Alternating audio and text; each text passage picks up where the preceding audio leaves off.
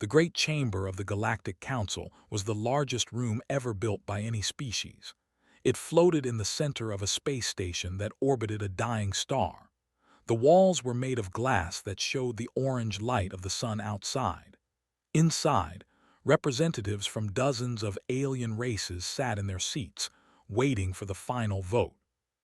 Park stood alone at the human podium. She was a small woman with black hair that she kept tied behind her head. Her face showed nothing. Not anger, not fear, not sadness. She simply stood and watched as the numbers appeared on the great holographic screen above the chamber. 9 votes in favor, 3 votes against. The motion had passed. High Speaker rose from his seat at the center of the chamber. He was a tall creature with blue skin and 4 arms. His people had called for this vote. They had spent months convincing others to support it. "The council has decided," said. His voice was smooth like water over stones. "By the authority of this body, humanity is hereby stripped of its voting rights. All human colonies outside the Sol system will be placed under protective supervision. The human fleet will return to Earth space and remain there until further notice." He paused and looked directly at. "The charges are clear: aggressive expansion, cultural contamination. The humans have spread too far, too fast. They have changed too many worlds with their ideas and their ways. This must stop." Did not move, she did not speak. In the gallery above the main floor, Admiral Sung sat with his hands folded in his lap. He was an old man with a face like weathered stone. Beside him sat Fleet Commander, a younger woman with sharp eyes that missed nothing. "They actually did it," whispered. "They actually voted to cage us." Sung said nothing. He watched carefully. The representative clicked his mandibles together in what passed for applause among his insect people. A being made of colored gas contained in a special suit, swirled with bright yellows and oranges, the colors of victory. But not everyone was happy. Ambassador Nam of the sat with her head bowed. Her people looked almost human, except for their silver skin and the gentle glow in their eyes. The had voted against the motion. So had the large bear-like creatures who sat in heavy silence. They remembered what humans had done for them. 50 years ago, a plague had swept through space. Their doctors could not stop it. Their scientists could not understand it. Millions died in the first month alone. Then the humans came. They sent doctors and researchers. They worked for 3 years without rest. They found the cure. They asked for nothing in return. They remembered, too. They remembered the war that had almost destroyed their world. Human diplomats had negotiated the peace. Human engineers had helped rebuild their cities. Human teachers had opened schools for their children. But memories were short in the Galactic Council and had been very persuasive. "The human ambassador may speak," said. There was a smile on his face. He expected anger. He expected arguments. He wanted to see the humans beg. Looked up at the screen one more time. Then she looked at. Then she let her eyes move slowly across the entire chamber, taking in every face, every species, every delegate who had voted to send her people away. When she spoke, her voice was calm and clear. "We understand." Blinked, this was not what he expected. "We will comply." The chamber was very quiet now. Even the had stopped their clicking. "Goodbye." That was all, 7 words. Gathered her data tablets from the podium. She placed them neatly in her bag. She bowed once, a small bow, the kind you might give to a stranger on the street. Then she turned and walked out of the chamber. In the gallery, Sung finally allowed himself to move. He looked at and she looked at him, and they both understood what that calm meant. They had both served with for many years. They knew her. When Park was angry, she shouted. When she was sad, she cried. When she was scared, her hands shook. When she was none of these things, when her face was empty and her voice was flat, that meant something else entirely. It meant she had already accepted what was happening. It meant she had already decided what to do next. It meant she was done. Sung and rose from their seats and followed her out. That night, something strange happened across the galaxy. On every station, on every planet, on every ship where humans lived and worked, lights began to flicker on. Engines that had been cold for months began to warm. Cargo was loaded. Bags were packed. The human network, built over 200 years of careful expansion, began to move. In his quarters on the council station, received reports of unusual activity. Human merchant ships were leaving their regular routes. Human workers were resigning from their positions. Human families were gathering their children and their belongings. "What are they doing?" asked his assistant. "They are leaving, High Speaker." Leaving where?" "Everywhere, sir. They are leaving everywhere." Laughed, he actually laughed. "Good," he said. "Let them run home to their little star. Let them hide in their little system. The galaxy is better without their chaos." He did not understand. He could not understand. For 200 years, humans had spread across the stars not with weapons, but with open hands. They had built hospitals on worlds that had never known medicine. They had planted crops on planets that had never known plenty. They had taught and healed and traded and talked. They had asked for only one thing in return: respect, partnership, a seat at the table. And now that seat had been taken away. Stood at the window of her quarters, looking out at the dying star. Admiral Sung and Commander stood behind her. "How long?" asked. 72 hours, Sung said. "We can have everyone out in 72 hours. Make it 48. That is very fast." "They want us gone," turned from the window. Her face was still calm, but there was something hard in her eyes now. "We will give them what they want, completely, totally. We will leave nothing behind but what we choose to give."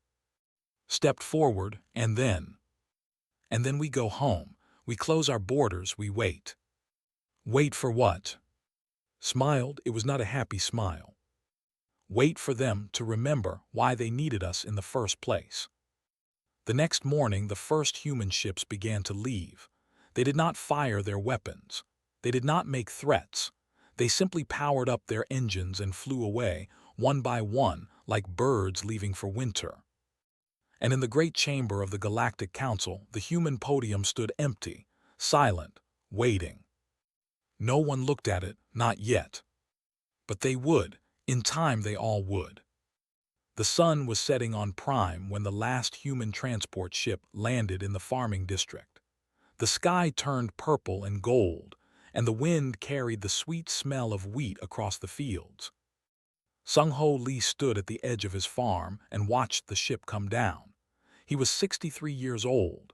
He had lived on this planet for 31 of those years. He had come here as a young man with nothing but seeds in his pocket and hope in his heart. Now he was leaving. His neighbor, a farmer named, walked across the field to meet him. Was old too, with wrinkled blue skin and tired eyes. They had worked side by side for decades. "So it is true," said. "You are really going." Sung-Ho nodded. "The council has spoken. We must return to our home system." "But this is your home, this farm, this land. You built all of this." "I know." Sung-Ho looked out at the wheat fields that stretched to the horizon. Golden stalks waved in the evening breeze. "But I am human, and humans are no longer welcome here." Grabbed his arm. "You are welcome here, I welcome you. My family welcomes you." Sung-Ho smiled sadly. "Thank you, old friend, but your council does not share your feelings." The transport ship opened its doors. Other humans were already inside, families with children, workers with their tools, doctors with their equipment. They all looked tired. They all looked sad, but none of them looked angry. Sung-Ho turned back too. He reached into his coat and pulled out a small bag. "These are the seeds," he said. "The special wheat that can grow in your soil. Keep planting them. Keep saving seeds from each harvest. They will feed your people for generations." Took the bag with shaking hands. What about the irrigation system, the water pumps, the crop rotation schedules? All the information is in the database at the community center. Everything you need to know I have written down. Sung Ho put his hand on shoulder. You can do this. I taught you well. You taught me everything. Then you will be fine. They stood in silence for a moment. 31 years of friendship. 31 years of shared meals and hard work and quiet conversations under alien stars. All of it ending on a purple evening in a wheat field. Take care of each other, Sung Ho said finally. Then he walked to the transport ship and did not look back. If he looked back, he might not be able to leave.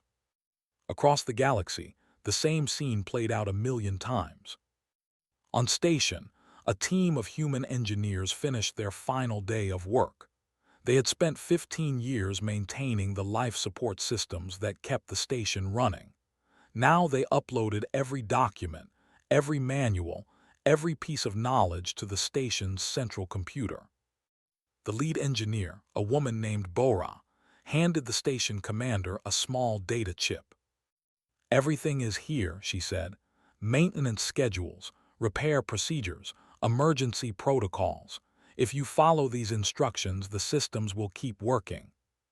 The commander, with black shell and clicking mandibles, took the chip without a word of thanks. Bora did not expect thanks. She simply bowed and led her team to the departure bay. On medical station, human doctors worked through the night to finish their final surgeries. They could have left earlier.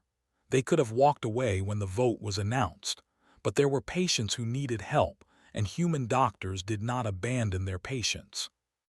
Dr. Minjun operated for 16 hours straight, saving the life of a child whose gaseous body was leaking from a damaged containment suit. When the surgery was done, when the child was stable, he washed his hands and removed his surgical gown. The child's parent floated beside him, colors swirling in gratitude. Thank you, they said. Thank you for saving my child. Minjun smiled. Take care of her, she has a strong spirit. Will you stay? Surely the council will make an exception for doctors. No exceptions were offered. Minjun gathered his equipment. But I have left all my research with your medical staff. The treatments I developed, the techniques I created, they are yours now. Use them well. He walked out of the operating room and did not look back. On the border station between Council space and human territory, Observer 1IM filed his final report. He was a quiet man who had spent 20 years watching and recording, making sure that humans followed the rules of the galaxy. His report was simple and direct. Human withdrawal proceeding without incident, all treaties honored, all debts paid, all obligations fulfilled. They have taken nothing that was not theirs. They have left behind everything they could give. He sent the report to the council and then packed his own bags. He was human too. He had to leave. As he waited for his transport, a young woman approached him. She was a reporter, always looking for stories. Observer IM, she said. What do you think will happen now? One considered the question carefully. I think the galaxy will continue, he said. The stars will keep burning. The planets will keep turning. Life will go on. But without humans. Yes, without humans. He paused for a while. What do you mean? But one just smiled and stepped onto his transport. Some questions answered themselves in time. On the council station, High Speaker celebrated his victory with a grand feast. Representatives from the species who had voted in favor gathered to congratulate him. You have done a great service, the ambassador said. The humans were becoming too powerful, too influential. Their ideas were everywhere, and Delegate agreed, swirling with satisfied colors. Their culture was spreading like a disease. Now we can return to our own ways. Raised his glass to the purity of our civilizations, to a galaxy free of human interference. They all drank, they all smiled, they all believed they had done the right thing. But in a quiet corner of the station, Ambassador Nam sat alone. She did not attend the feast. She could not celebrate something that felt so deeply wrong. Her assistant approached with a data pad. "Ambassador, the final human ships have cleared Council space. The withdrawal is complete." "So fast," whispered. "They left so fast." "They were very organized." "No, that is not what I mean." She stood and walked to the window, looking out at the stars. "They left without fighting, without arguing, without making any trouble at all. Does that not concern you?" "Should it?" "When someone powerful leaves without a fight, it usually means they have nothing left to prove. It means they know something that others do not." Her assistant shifted uncomfortably. What could they know? Did not answer, but she thought about all the human doctors who had left, all the engineers, all the farmers and teachers and diplomats and builders. She thought about everything they had done for the galaxy, all the problems they had solved, all the disasters they had prevented. And she wondered who would solve those problems now. The last human to leave Council space was a historian named Bai Song. She was very old, with white hair and gentle eyes. She had spent her life studying the interactions between humans and aliens, recording the stories of 2 centuries of cooperation. At the border station, she paused and looked back at the stars one final time. "It was beautiful," she said to no one in particular. "What we built together, it was truly beautiful." Then she whispered something else, words meant only for herself. "They will learn, they always do, but the lesson will be hard." She boarded her ship and crossed the border into human space. Behind her, the gate sealed shut. The galaxy was quiet now. The humans were gone. And for a little while, everyone pretended that this was exactly what they wanted. 6 months passed after the humans left. The Galactic Council called it the Restoration. They celebrated the return to old ways, the end of human influence, the purity of their separate cultures. High Speaker gave speeches about the new golden age. The clicked their mandibles in approval. The swirled with bright colors of optimism. Then the problems began. The first sign came from deep beneath the surface of that rocky planet. Massive atmospheric processors worked day and night to keep the air breathable. They had built those machines 200 years ago, but they had never been very good at maintaining them. That was why they had hired human engineers. Now the humans were gone, and the machines were starting to fail. Station commander stared at the warning lights on his control panel. Red lights everywhere, temperature rising, oxygen levels falling, carbon dioxide building up. "What is happening?" he demanded. His chief engineer, a young named, clicked nervously. "The main filtration system is failing, Commander. The backup systems are overloaded. We need to replace the core processor." "Then replace it." We do not know how." Spun around, his mandibles snapping with anger. "What do you mean you do not know how? You are engineers." "The humans designed this system," said quietly. "They maintained it for decades. We watched them work, but we never learned the details. We thought." "You thought they would always be here?" "Yes, Commander." Looked at the warning lights again. His people were dying. Slowly but surely the air was becoming poison. He had no choice. He sent a message to the human ambassador stationed in the Sol system. It was not a proud message. It was a desperate one. "We require technical assistance," the message said. "Our atmospheric systems are failing. Many will die if help does not come." The reply came back within a day. It was from Ambassador Wu, a calm man who had once worked as an engineer himself. "We are deeply sorry for your difficulties. However, by decree of the Galactic Council, humans are confined to the Sol system. We are not permitted to enter Council space. We are therefore unable to provide assistance. We wish you the best in resolving your difficulties." Read the message 3 times. Then he threw his data pad against the wall. "Contact the Council," he shouted. "Tell them we need permission to bring the humans back." But the council did not respond for 3 days. And when they finally did, High Speaker's message was cold. "They are a proud and capable species. We are confident you can solve this problem on your own. Human assistance is not necessary." 20,000 died before their engineers finally figured out how to fix the atmospheric processors. They did it by finding the old manuals that human engineer Bora had left behind. They followed her instructions exactly. It worked. But 20,000 of their people were already gone. On station, the problems were different but just as serious. The medical wing had once been famous across the galaxy. Human doctors had worked there for over a century, developing treatments for dozens of species. They had cured diseases that had killed millions. They had created medicines that eased suffering across the stars. Now those doctors were gone, and their knowledge was going with them. Dr. Min Jun had left all his research in the station's database, but research was not the same as skill. Reading a manual was not the same as having a master teacher guide your hands. Young doctors tried to perform the surgeries that Min Jun had made look easy. They failed again and again. Patients died on operating tables.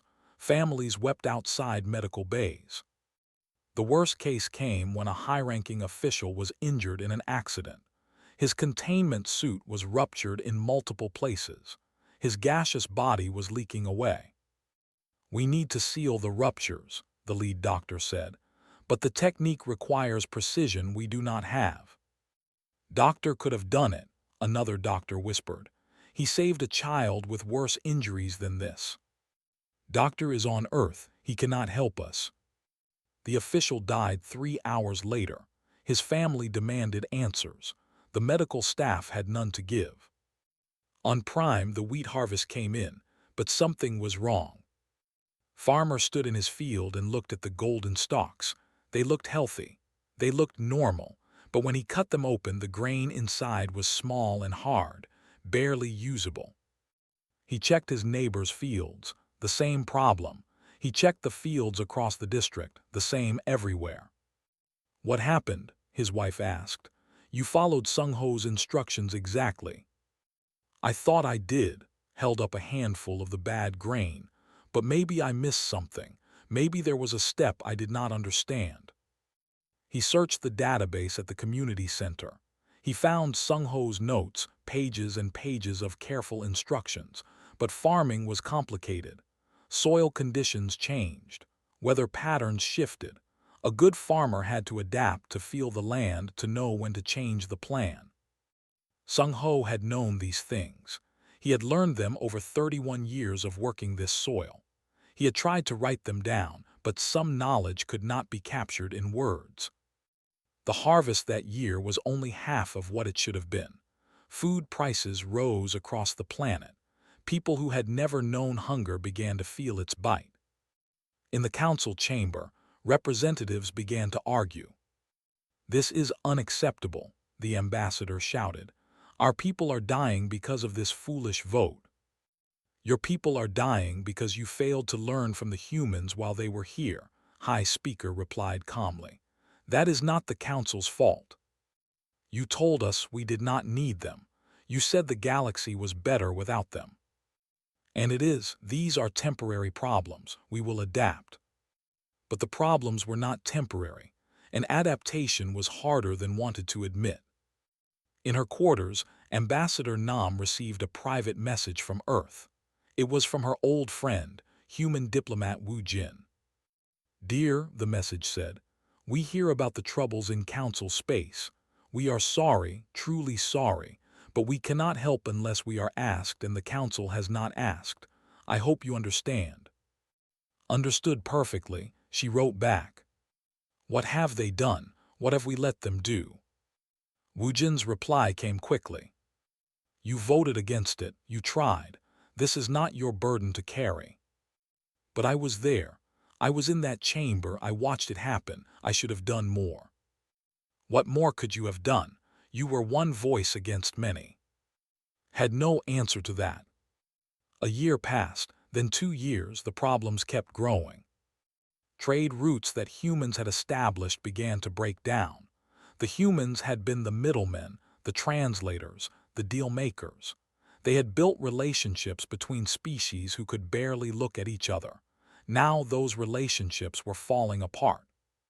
The and the had always distrusted each other.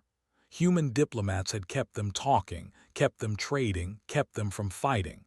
Without those diplomats, old hatreds resurfaced. Small arguments became big arguments. Big arguments became threats. Threats became something worse. On Earth, Commander Bomi sat in her office at Central Command. A young officer brought her the latest report from the border. "They are mobilizing their fleet," the officer said. "They claim they are stealing resources from a disputed asteroid field. And they say the asteroids belong to them. They are mobilizing as well." Bomi shook her head. 2 years ago, Ambassador Park would have had this solved over dinner. Now they are going to war over rocks in space. "Should we intervene, Commander?" "We cannot. We are confined to our system, remember." "But people will die." "Yes." Bomi looked out her window at the blue sky of Earth. "People will die, and there is nothing we can do about it. The Council told us we were the problem. They told us our help was contamination. We must respect their wishes." The war between thee and the began 1 month later. It was not a big war. Just a few ships destroyed, a few thousand lives lost. But it was the first war in Council space in over 50 years. The last war had also been between thee and the human diplomats had ended it. Now there were no human diplomats to call. In the council chamber, the human podium stood empty, silent, gathering dust. Sometimes, late at night, representatives would walk past it and feel something strange, something like regret. But nobody said anything. Nobody admitted they had made a mistake. Not yet. The cracks were spreading, and soon they would become holes too big to ignore. 3 years after the vote, the galaxy began to fall apart. The war between thee and the had spread. What started as a fight over asteroids became a fight over honor. What started as honor became a fight for survival. Ships burned in the void. Stations fell silent. Refugees fled in every direction. And there was no one to stop it. On Prime, the grain harvest failed completely. Not just the special wheat that Sung-Ho Lee had developed, but all the crops. The soil was tired. The water systems were breaking down. The careful balance that human farmers had maintained for decades was gone. High Speaker stood before the council and demanded action. "We must do something," he said. His voice was not smooth anymore. It was rough with fear. "My people are starving. Children are dying in the streets." The ambassador laughed. It was an ugly sound full of bitterness. "Now you want help. When our people were suffocating, you told us to solve it ourselves. Now your people are hungry, and suddenly the council must act. This is different." How is it different?" Had no answer. The representative, a massive bear-like creature named Boral, rose slowly from his seat. His people had voted against the human exile. They had tried to warn everyone. "I told you this would happen," Boral said. His voice was deep and heavy with sadness. "I told you 3 years ago. The humans were not our problem. They were our solution. They solved problems we did not even know we had." "Then bring them back," someone shouted from the gallery. Silence fell over the chamber. Everyone looked at each other. Everyone thought the same thing, but nobody wanted to say it. Cleared his throat. "We cannot simply ask them to return. After what we did, after what I did, they would never agree." "Have you tried?" Boral asked. No, I have not tried." "Then how do you know?" More silence. Looked at the empty human podium. For 3 years he had walked past it without a second thought. Now it seemed to glow with accusation. On Lunar Command, General Park monitored the chaos from his office. The walls were covered with screens showing news from Council space, war reports, famine statistics, death tolls, refugee counts.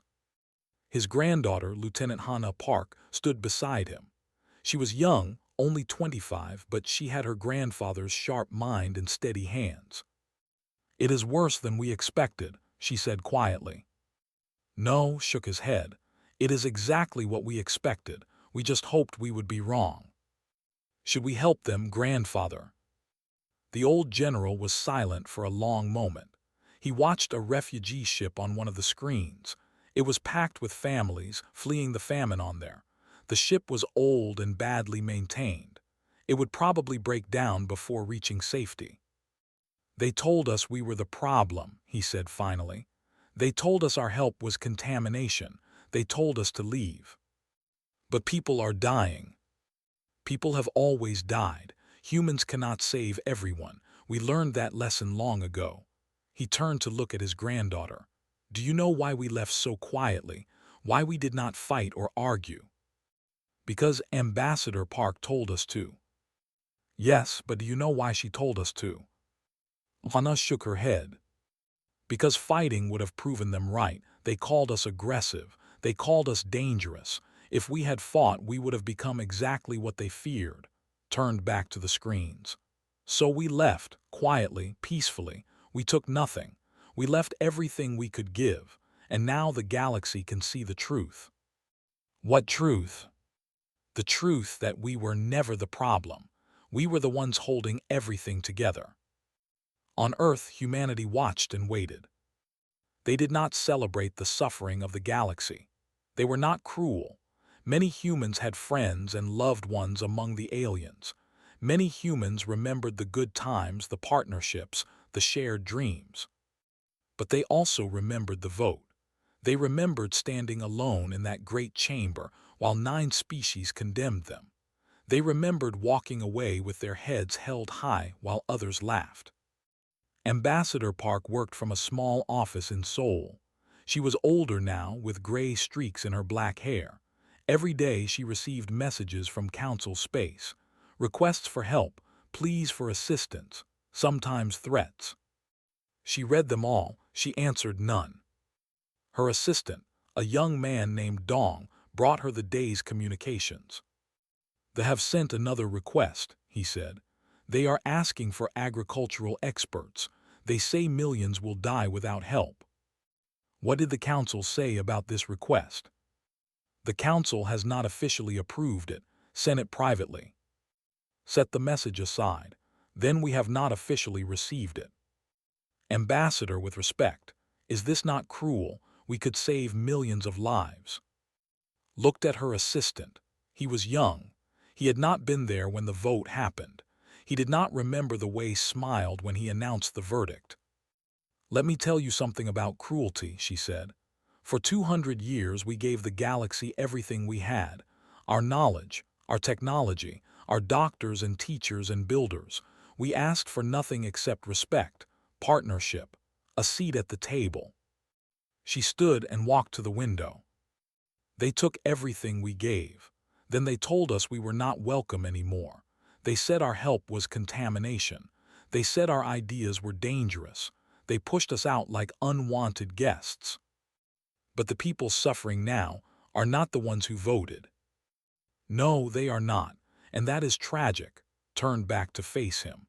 "But if we rush back the moment things go wrong, what lesson does that teach? That humans will always save them, that they can kick us out and call us back whenever they please. So we let them suffer to teach a lesson. We let them understand the consequences of their choices. There is a difference." She sat back down. "The door to human space has never been locked. Anyone can knock, anyone can ask, but the Council has never asked. They have demanded, they have pleaded, they have even threatened, but they have never once said the words that matter." "What words?" "We were wrong, we are sorry, please help us." On the border between Council Space and the Sol system, refugee ships gathered like frightened animals. They came from a dozen different species. Farmers, workers, families, all of them fleeing the chaos. They stopped at the border because they did not know what else to do. Human space was closed to them, but they had nowhere else to go. A human patrol ship approached the refugee fleet. Its commander was a woman named Jin. She looked at the ragged ships on her scanner. She could see the life signs inside. Thousands of people, hungry, scared, desperate. Her first officer spoke quietly. "Orders, Commander." Jin was silent for a long moment. Then she opened a communication channel. "Attention, refugee fleet. This is Commander of the Sol Border Patrol. You are at the edge of human space. By council decree, you are not permitted to enter." She paused. On her screens, she could see people looking up at the sound of her voice. Children, old people, families holding each other. "However," she continued, "by human law, we are not permitted to turn away those in need. You may proceed to Processing Station 7. Food and medical care will be provided. You will be safe." The relief that washed through the fleet was almost visible. Ships began to move forward toward the open door. In the council chamber, someone leaked the news. Humans were taking in refugees. Humans were providing aid. Humans were doing what the council could not. The empty podium seemed to grow larger, seemed to fill more and more of the room. And finally, quietly, someone spoke the question that everyone had been thinking. "Maybe we should ask them to come back." No one answered, but no one disagreed either. The unraveling was almost complete, and soon someone would have to pick up the pieces. Ambassador Nam could not sleep. For 3 nights, she lay in her bed on the council station, staring at the ceiling, thinking about everything that had happened. The war, the famine, the dying children on worlds across the galaxy, the empty podium in the council chamber. On the 4th night, she made a decision. She did not ask permission from the council. She did not inform High Speaker. She simply packed a small bag, boarded her personal ship, and flew toward the human border. The journey took 2 days, 2 days of watching stars pass by, 2 days of wondering if she was making a terrible mistake, 2 days of knowing that she had to try anyway. The human border was different from what she remembered. 3 years ago, it had been open and welcoming. Ships came and went freely. Trade flowed in both directions. Now there were patrol ships and scanning stations. Now there were questions to answer. "State your purpose," the border officer said over the communication channel. "I am Ambassador Nam of the. I wish to speak with the human delegation." A long pause. Then, "Please hold your position. Someone will come to meet you." She waited. An hour passed, then another. Finally, a small shuttle approached her ship. It docked with a soft clang and a door opened. A man stepped through. He was middle-aged, with kind eyes and careful hands. His name was Ho Shin, and he was the director of border relations. "Ambassador Nam," he said, "this is unexpected." "I imagine it is," stood and faced him. "Thank you for seeing me." "We almost did not. Your council has sent many messages over the years, demands, threats, complaints. We have learned to ignore them. This is not an official council communication. This is me, just me, coming to ask for help." Ho studied her face for a long moment. He saw the circles under her eyes. He saw the tension in her shoulders. He saw something that looked very much like shame. "Come," he said, "let us talk." They moved to a small meeting room on a nearby station. It was simple and clean, with a window that showed the stars. Ho offered her tea. She accepted. They sat across from each other like old friends who had not spoken in years.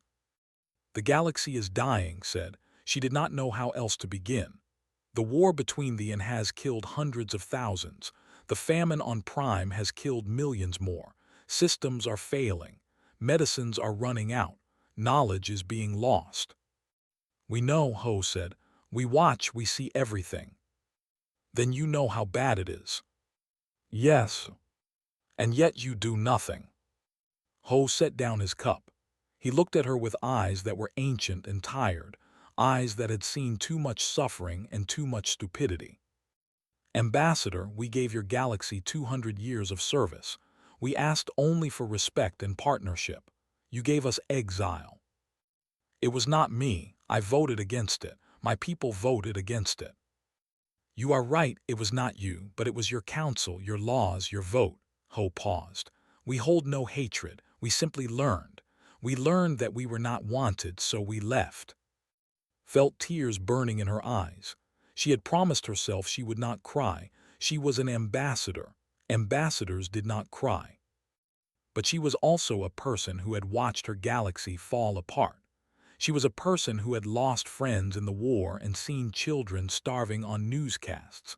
She was a person at the end of her strength. Please, she said, millions are dying. Yes, and that is tragic, but we did not start those wars. We did not fail those harvests. We did not break those systems. Ho reached into his bag and pulled out a small data chip.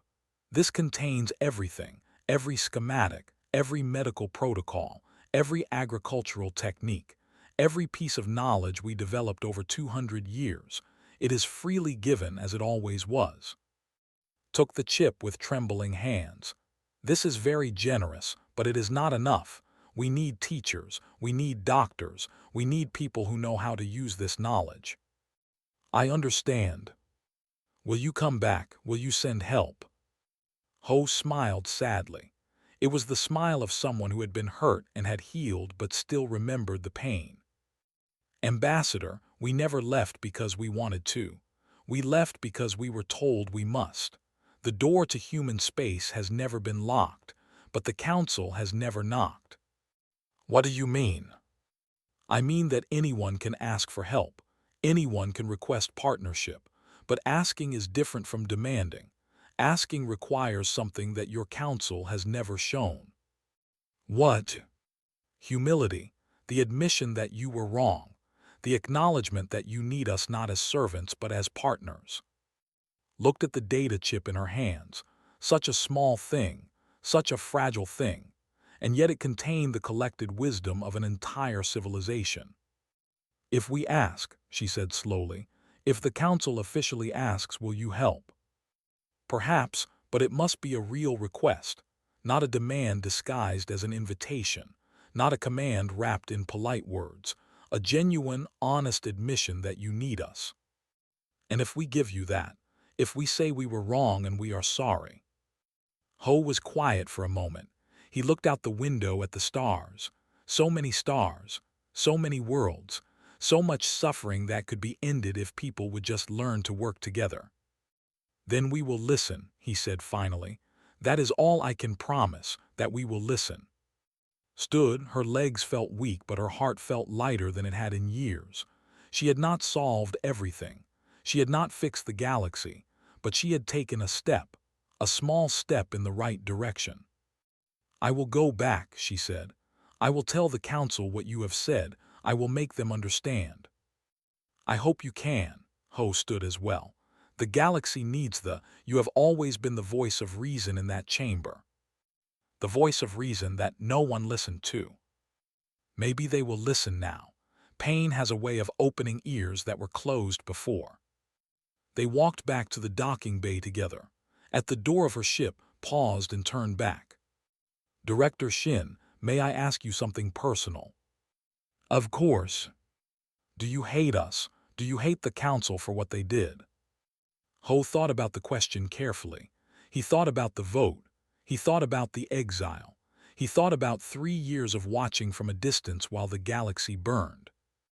No, he said finally. We do not hate you. Hatred is exhausting. It poisons the one who carries it more than the one it is aimed at. Then what do you feel? Disappointment, sadness, and hope, always hope. He smiled again, and this time it was warmer. Humans are very good at hope. It is our greatest strength and our greatest weakness. Hope for what? Hope that people can learn. Hope that mistakes can be forgiven.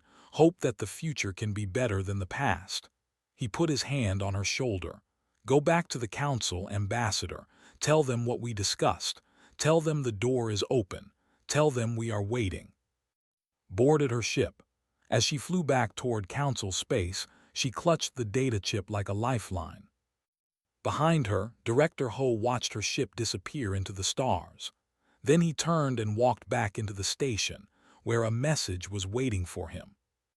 It was from Ambassador Park on Earth. "How did it go?" the message said.